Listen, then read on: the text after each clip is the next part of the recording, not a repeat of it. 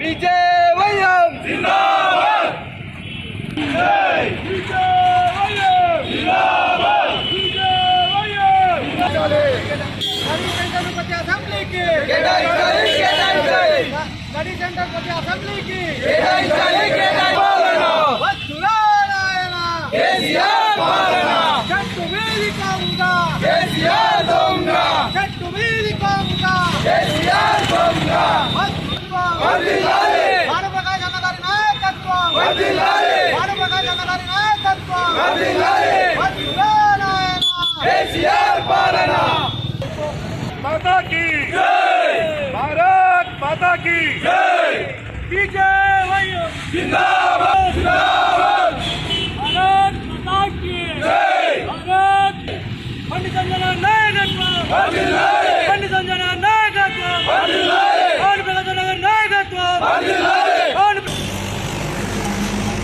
నమస్కారం. ఈరోజు భారతీయ జనతా యువ మోర్చా ఆధ్వర్యంలో కలెక్టర్ గారికి వినతి పత్రం ఇవ్వడం జరుగుతుంది. దీని ముఖ్య ఉద్దేశము 2014 నుంచి మనం సాధించిన తెలంగాణలో ఇప్పటి వరకు మొన్నటి వరకు కూడా కేసీఆర్ గారు 2 లక్షల ఉద్యోగాలు ఏవైతే ఇస్తామన్నారో మొన్నటికి మొన్న బీజేవైఎం నిరసనతోటి బీజేవైఎం సెగదలిగి ఒక 90,000 ఉద్యోగాలు ఇచ్చారు. ఓన్లీ ఉద్యోగాలు ఇచ్చి దానికి గాలి పదిలేశారు. మళ్ళీ బీజేవైఎం ఇంకో ఉద్యోగంకు ఈ రోజు నుంచి ప్రారంభమవుతుంది. అది ఏంటంటే ఎవరైతే గ్రూప్ 1, గ్రూప్ 2, గ్రూప్ 3 మరియు టీచర్లు, డిఎస్సి మరియు కానిస్టేబుల్లకు ఎవరైతే పోటీ పరీక్షలకు బీసీ, ఎస్సీ, ఎస్టీ విద్యార్థులు ఎవరైతే నిరుద్యోగున్నారో వారందరి కోసం ప్రతి అసెంబ్లీలో ఒక స్టడీ సెంటర్ను ఏర్పాటు చేయాలని బీజేవైఎం ఈరోజు నుంచి ఉద్యమం ప్రారంభిస్తుంది. ఈ కార్యక్రమంలో మా బీజేవైఎం జిల్లా ఇన్ఛార్జ్ సాయిరాం గౌడ్ గారు ఇప్పుడు మాట్లాడతారు. తెలంగాణ ప్రభుత్వం ఏదైతే ఉద్యోగ నోటిఫికేషన్లు విడుదల చేసిందో ఆ ఉద్యోగ నోటిఫికేషన్ల నేపథ్యంలో గ్రూప్ 1, గ్రూప్ 2, గ్రూప్ 3, గ్రూప్ 4 కానిస్టేబుల్లు, ఎస్ఐ మిగతా కాంపిటేటివ్ ఎగ్జామ్స్ ఏవైతే ఉన్నాయో వాటికి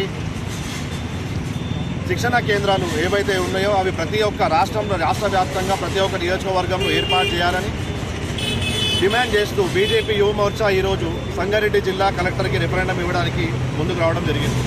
అదేవిధంగా రాష్ట్ర వ్యాప్తంగా కూడా ప్రతి ఒక్క కలెక్టర్ ఆఫీస్ దగ్గర కూడా బీజేవైఎం కార్యకర్తలు, బీజేవైఎం నాయకులు వెళ్ళి రిఫరెండం ఇవ్వడం అనేది జరుగుతూ ఉంది. ఇది తెలంగాణ రాష్ట్రం వచ్చినప్పటి నుంచి 2014లో ఎంతోమంది ఆత్మబలిదానాలు చేసుకుని తెలంగాణ సాధించిన దగ్గర నుంచి ఇప్పటిదాకా కూడా తెలంగాణలో ఎక్కడ కూడా ఉద్యోగ నోటిఫికేషన్లు రాకపోవడం, పూటకపు నోటిఫికేషన్లు విడుదల చేసి మేమంతా అన్ని ఉద్యోగాలు ఇచ్చినాం, ఇన్ని ఉద్యోగాలు ఇచ్చినామని చెప్పి ఎలక్షన్ల ముందు పోయినప్పుడు, ప్రజల ముందుకు పోయినప్పుడు ఎన్నికల సమయంలో వాళ్ళని మభ్యపెట్టి వాళ్ళని మాయ చేసి ఎలక్షన్లకు ముందు పోవడం అనేది కేసీఆర్కి బాగా అలవాటైపోయింది. ఈసారి కూడా ఈ నోటిఫికేషన్ల ద్వారా ఉద్యోగాలు వస్తాయి అనేది 100% నమ్మకం లేదు. కానీ ఒకవేళ వచ్చే ఏమన్నా వచ్చే ఛాన్సెస్ ఉంటే కూడా దానికి ఈ పోటీ పరీక్షల్లో ఏదైతే ఉద్యోగాల కోసం వీళ్ళు అప్లై చేసుకునే వాళ్ళు విద్యార్థులు ఎవరైతే ఉన్నారో, నిరుద్యోగులు ఎవరైతే ఉన్నారో వాళ్ళందరూ కూడా మిడిల్ క్లాస్కి సంబంధించిన వాళ్ళు, బిలో పవర్టీ లైన్కి ఉండే వాళ్ళు కూడా ఎక్కువ మంది ఉంటారు. కాబట్టి వాళ్ళందరికీ కూడా గ్రూప్ 1 నుంచి గ్రూప్ 4 వరకు 15,000 నుంచి మొదలుకొని 1,00,000 నుంచి 1,50,000 వరకు, అంటే వారు తీసుకునే రూమ్ కావచ్చు, హాస్టల్ ఫీజు కావచ్చు, దీనికి సంబంధించిన కోచింగ్కి సంబంధించిన వాటికి కావచ్చు, ఈ ఖర్చులనేవి కూడా మొత్తం పూర్తిగా ప్రభుత్వమే భరించాలి. అట్లనే ఈ శిక్షణా కేంద్రాలు ఏవైతే ఉన్నాయో ప్రైవేట్ కాకుండా బయట కూడా ప్రభుత్వం వీటికి ఏర్పాటు చేసి ప్రతి ఒక్కరికి కూడా ఇది వాళ్ళకి హెల్ప్ఫుల్ అయ్యేటట్టుగా కూడా వీళ్ళు ముందుకు ఒక కార్యాచరణ తీసుకొని రావాలని చెప్పి తెలంగాణ ప్రభుత్వాన్ని మేము డిమాండ్ చేస్తూ ఉన్నాం. భారత్ మాతాకి